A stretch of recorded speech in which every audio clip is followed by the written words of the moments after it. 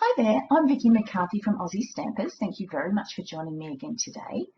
Today I have the third box in the series Best Ever Box for your cards. And this box that I'm making today is for the note cards and envelopes. So this is the envelopes selection that I've been using in my boxes. And these are the 4 envelope sizes that are in the Stampin' Up! Catalogue. So they're on page 194. And you'll see the C6 envelopes is the first size box that I showed you how to make. I also showed you how to make the medium sized envelopes in a previous video. And today I'm showing you how to do the note card and envelopes size box. And the next video will be the square envelopes, which are 3 inches by 3 inches. So you'll have the dimensions and the instructions to make all 4 box sizes. The note card and envelopes come in a packet like this. They're already pre-scored. They're very easy to put together. They're great for beginners because you don't need to put a lot of stamping on them to fill the space. So you're going to start off with some cardstock, and this is Daffodil Delight cardstock, and this measures 8 5/8 of an inch. You're going to line it up and punch down at the 4 1/8 inch mark and score a line down. Then slide it across to the 5 1/2 inch mark. Now this goes off your punch board, so you need to add that extra measurement using a ruler, just lining it up on your grid paper to the side, punch and score. And that's literally all the measurements that you need. You're going to line up with your score marks from now on, punch and score, as you rotate this 90 degrees each time and get those 2 score lines. Now you're rotating again. And this will coincide with the 4 1/8 inch mark and the 5 1/2 inch mark, but it will also line up with the score lines. So once you've done this measuring, the first measurement, you can also line it up using the score lines. Rotate at 90 degrees, punch and score. And you see this lines up with where you've cut those other notches at the bottom. See it lining up there. And that's all your scoring done. So using the rounded end of the tool that comes with the envelope punch board, just burnish all those lines.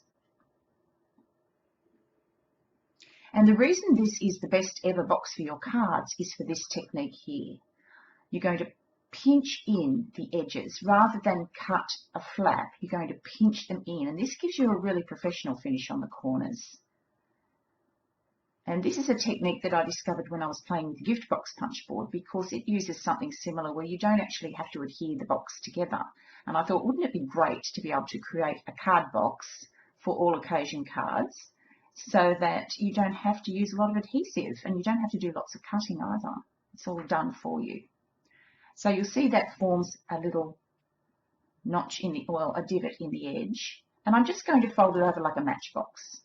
So you're just going to pop those in, fold over the box and fold it down and crease it with your fingertips. And if you were to look at a regular matchbox and take it apart, the base of the matchbox looks pretty much like this. Now I'm going to use fast fuse adhesive, and I'm going to adhere the inner layer, which measures 3 3/4 of an inch by 5 1/4 inches. And I'm going to pop that inside the base of the box. And you'll see how that just makes the shape sit beautifully. So there's no adhesive on those corners. The adhesive is only on the layering piece. And it gives you that lovely professional edge to your box. Now there's a packet of the envelopes going in. You can see how well they fit. Now for the lid, I'm using Designer Series paper, and I've cut this to 8 7/8 of an inch. I'm going to line it up at the 4 1/2 inch mark, punch and score, slide it across to the 5 5/8 of an inch, which isn't marked on your scoring board, so you're going to have to use your metal ruler to add that extra length.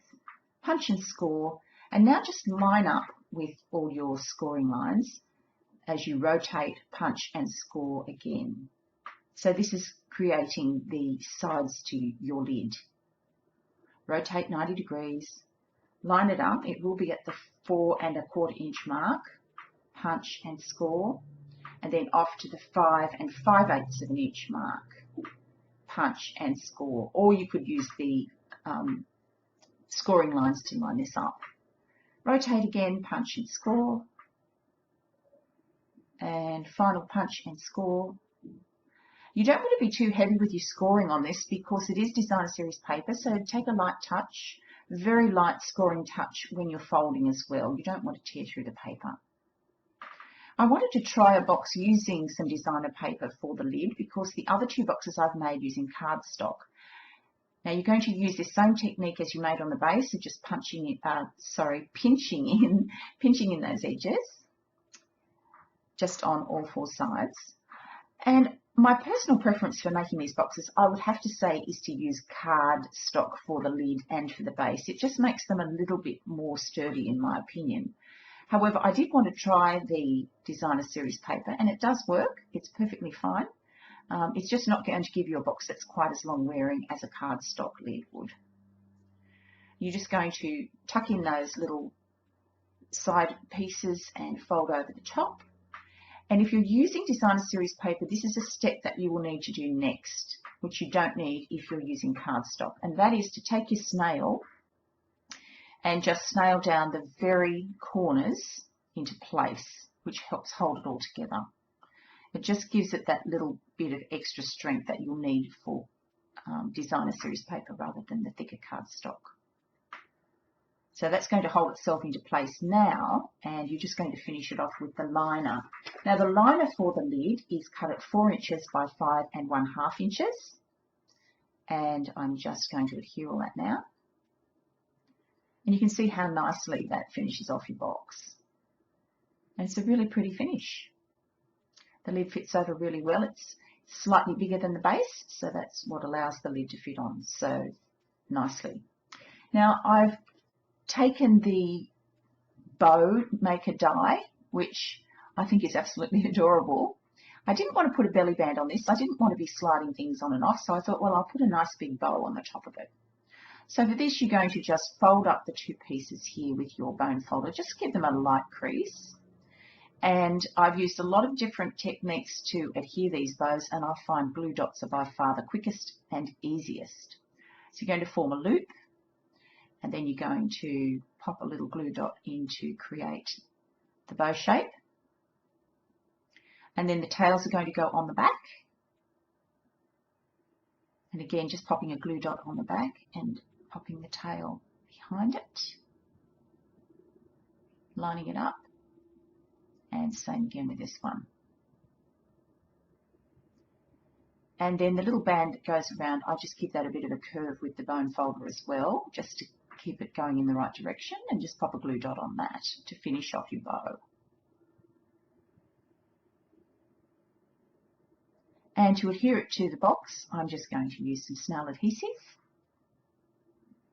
and just run some snail across underneath where the bow will be sitting on the top of the box on the lid. And I wanted to put a little message on there as well as having a bow, so I'm going to bring in some other elements too. I'm bringing in the modern label punch and this polymer stamp set, which has lots of thank yous in there. Some Melon Mambo ink, which coordinates with the designer paper that I have used.